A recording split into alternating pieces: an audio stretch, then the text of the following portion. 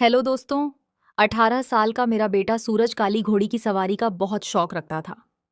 मेरी घोड़ी भी काली थी और सूरज अक्सर मुझसे पूछता था, मम्मी, मैं आपकी घोड़ी पर कब सवारी करूंगा।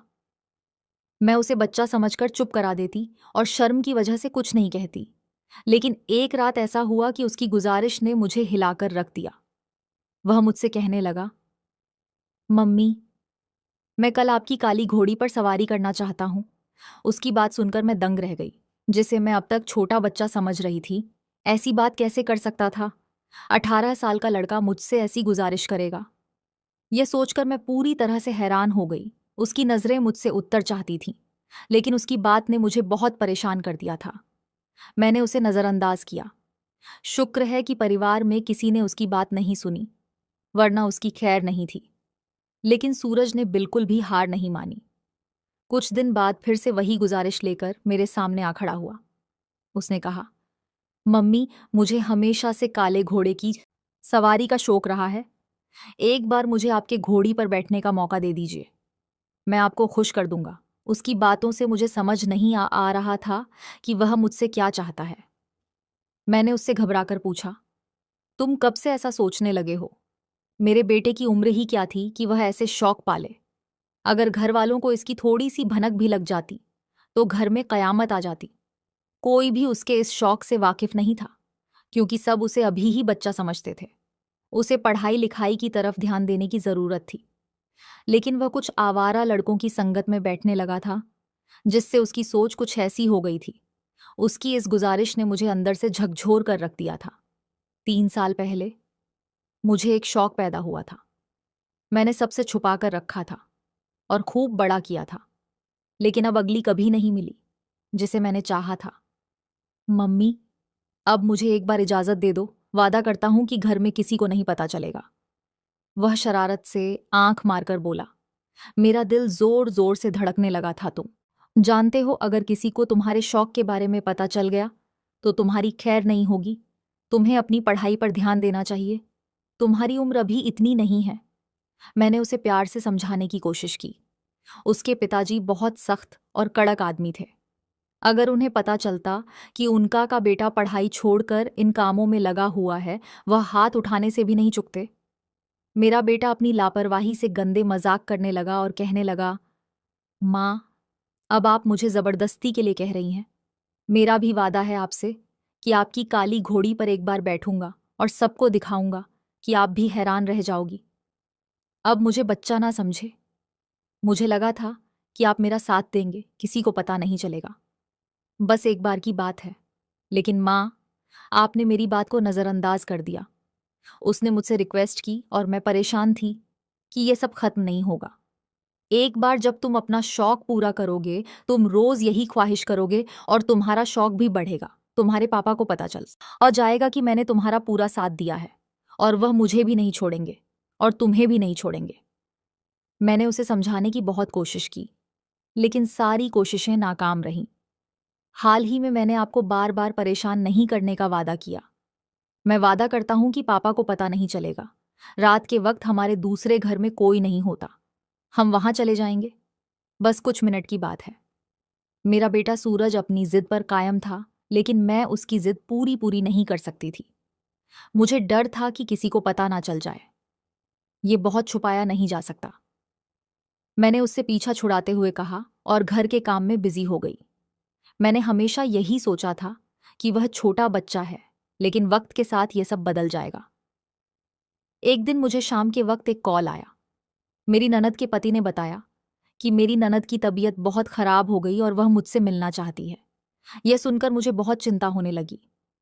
सूरज के पापा उस दिन घर पर नहीं थे और मैं किसी भी तरह से अपनी और ननद से मिले बिना चैन नहीं पा सकती थी। ऐसे में मेरे बेटे सूरज का ख्याल आया। मैंने अपने पति से फोन पर बात की और उनसे इजाजत ली कि मैं सूरज के साथ जाकर तुम्हारी बहन से मिल सकती हूँ। मेरे पति ने मुझे दे दी तो मैंने सूरज को साथ चलने को कहा। उसने कहा, ठीक है, मैं आपको कल सुबह आपको ले जाऊंगा, लेकिन पहले मुझे एक काम करना है। उसकी बात सुनकर मुझे थोड़ा अच्छा लगा, लेकिन फिर मैंने सोचा कि सूरज अब भी बच्चा ही तो है।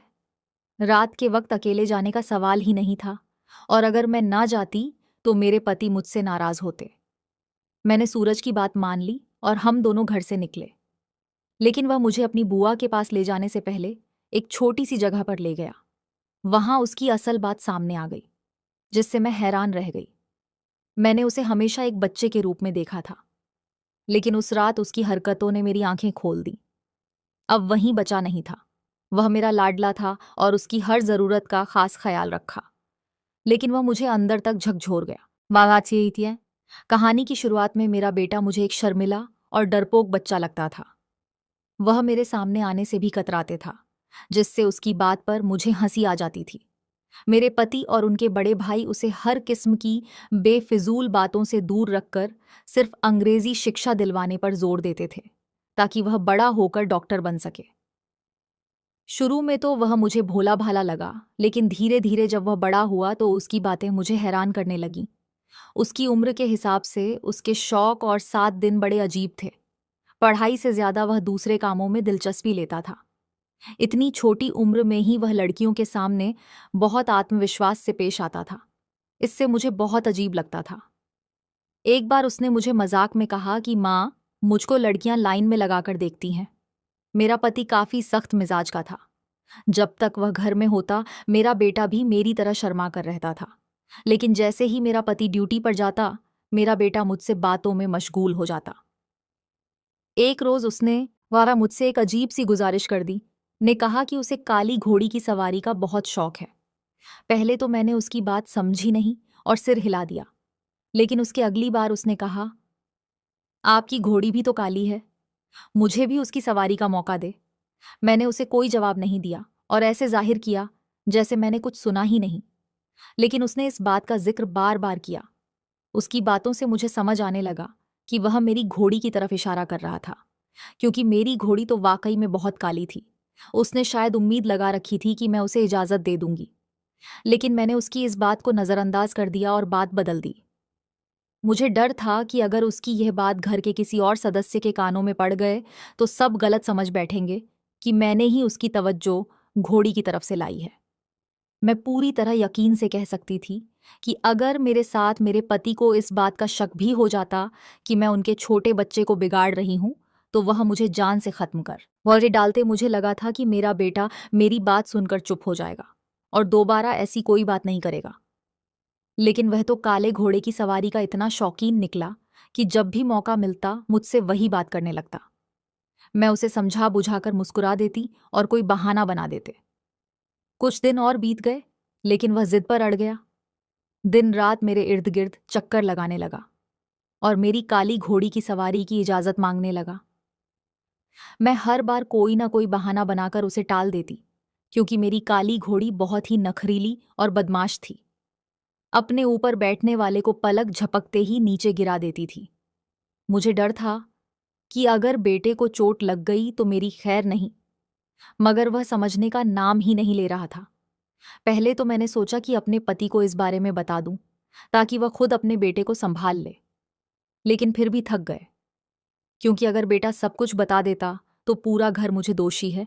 इसी कारण मैं किसी को बता भी नहीं सकती। मैंने कुछ दिन बेटे के सामने आना सो ही छोड़ दिया, लेकिन उसकी जिद देखकर मैं घबरा गई थी। तेरी ननद की तबीयत अचानक बिगड़ गई और मुझे बेटे की मदद की जरूरत पड़ी।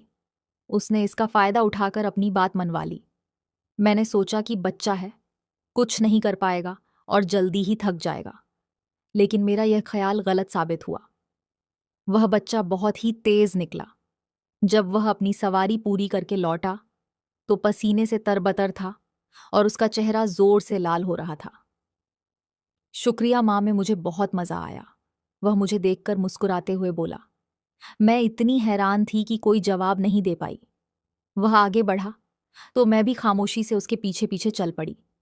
रास्ते में भी वह मुझसे घोड़ी की बातें करता रहा और फिर बोला, आपने ठीक कहा था ना, आज मुझे इतना अच्छा लगा कि अब दिल चाहता है रोज सवारी करो। आप किसी को मत बताना।